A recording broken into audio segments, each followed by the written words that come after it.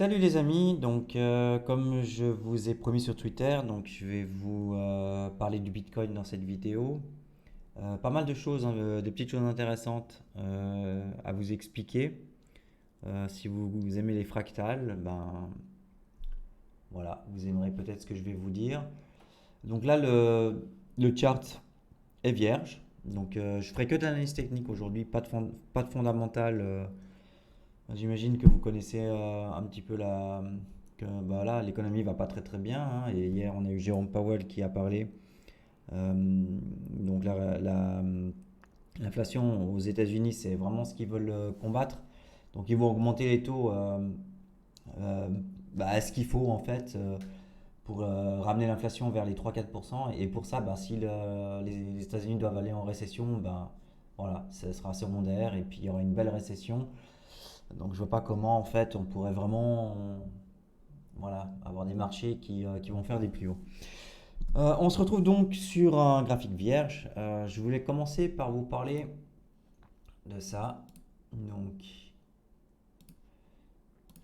alors là, je prends une vue weekly en fait parce que pour moi c'est celle la plus représentative en fait pour le long terme. Donc on est sur donc oui effectivement donc on peut pas vraiment l'avoir. Il faut un historique de 200 semaines, hein.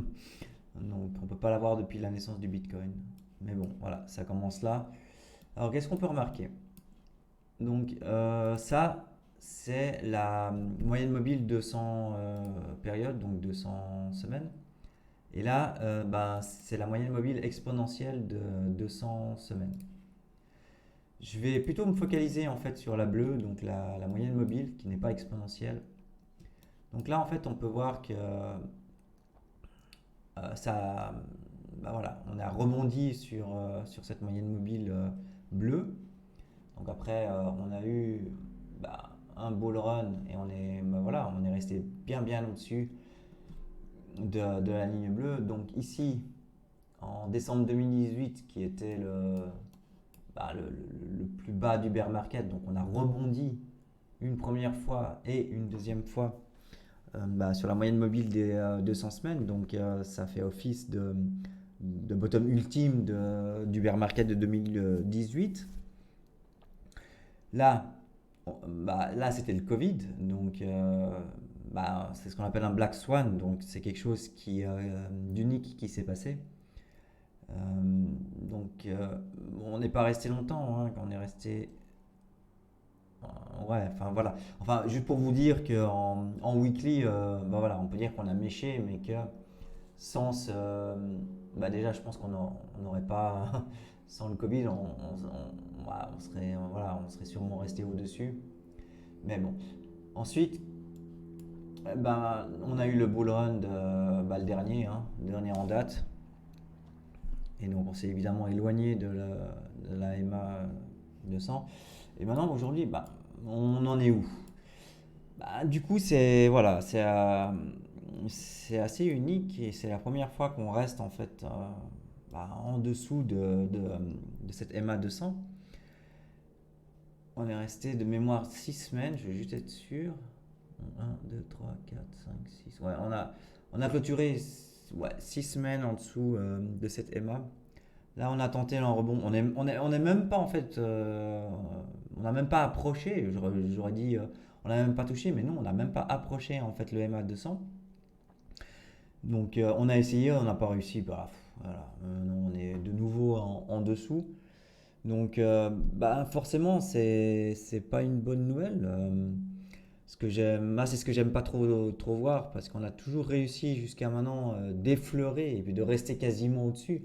Ou si on a méché, ça a servi d'ultime bottom du bear market en cours. Ce qui n'est pas du tout le cas aujourd'hui.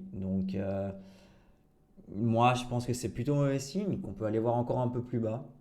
Je vous dirais, moi j'ai souvent en fait parlé des 12 000. Mais je vous expliquerai plus en détail juste maintenant, un petit peu plus tard en fait.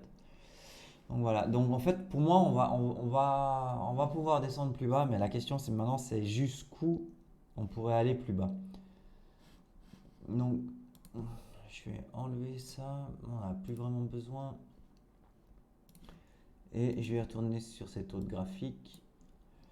Donc là, je vais me mettre par contre en daily pour vous montrer un petit peu du plus court terme. Donc là, on avait ce bear flag, le premier qui est ici. Donc on en avait un deuxième. Je dis bien on en avait. Voilà. Donc ouais, je peux prendre les mèches ou pas, c'est pas ça qui va changer de toute façon. Mais voilà, on l'a cassé hier. On l'a cassé hier. Euh, on avait cassé celui de mai. Alors, ce qui serait intéressant de savoir, c'est de combien en fait on avait chuté en l'ayant cassé. Voilà, on l'a cassé de 40%. Alors, qu'est-ce qui va se passer si on casse à peu près la même chose ici? Donc, les 40%, voilà, on est dans les 12 000. Alors, je dis pas que ça peut arriver, attention, parce que là, on a vraiment bien craché. Est-ce qu'on va cracher la même chose cette fois-ci? Aucune idée, mes petits. Mais par contre, si on casse la même chose et qu'on va vers les 12 000, pour moi, ça peut en fait. Il y a autre chose qui me fait dire que 12 000 pourrait être quelque chose d'important. Je crois que je dois revenir sur celui-là. Ouais. Donc, pourquoi alors, je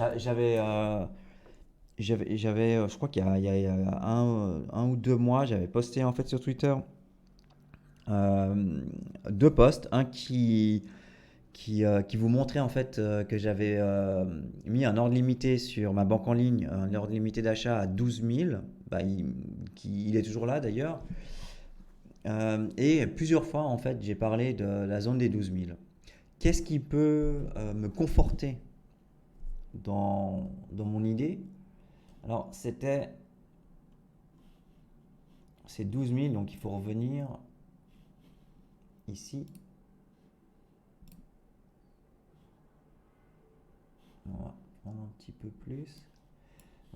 On revient en 2018 théoriquement. Alors,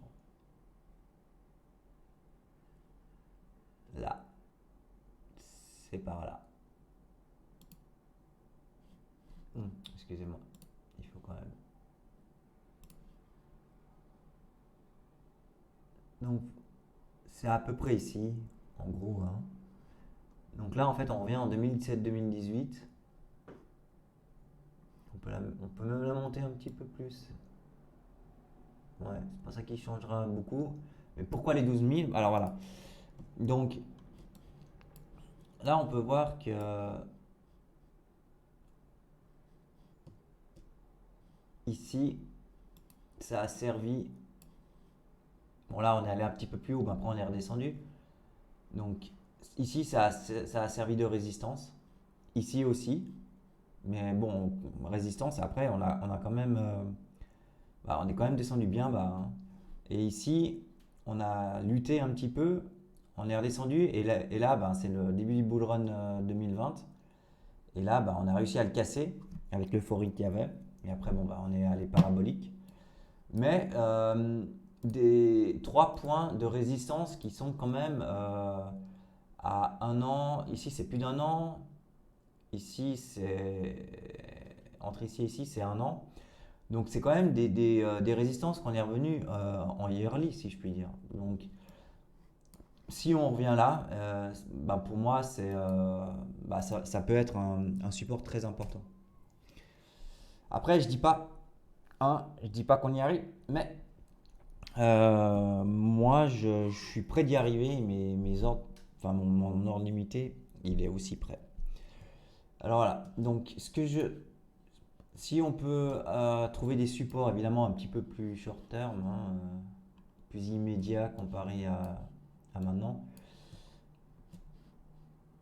Donc c'est ça. Hop.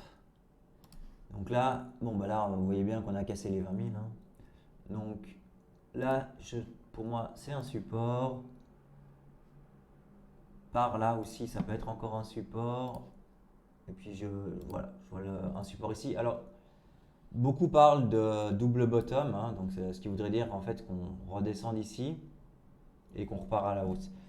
Je suis pas super partisan du double bottom à ce niveau-là en bear market. Moi, je pense qu'il manque une capitulation, une dernière, qui va envoyer en fait le Bitcoin quelques dizaines de pourcents plus bas.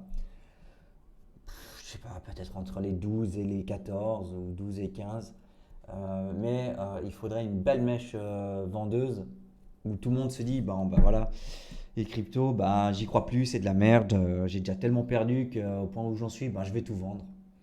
Euh, alors, on peut même aller de concert en fait avec le Nasdaq et puis les autres marchés traditionnels, hein. Parce que si on capitule pour un problème économique mondial, ben voilà, on va capituler tous en même temps. Moi, je suis partisan qu'on va aller un peu plus bas. C'est ma théorie, c'est ce que je pense. Je veux me tromper, j'aimerais bien me tromper pour ceux qui ont acheté ben, ici ou, voilà, ou plus haut. Mais une capitulation, c'est quelque chose de très temporaire, hein. On mèche et on revient assez rapidement. Donc voilà. C'est tout ce que je voulais. Je regarde ce que je voulais vous dire. J'avais tout noté.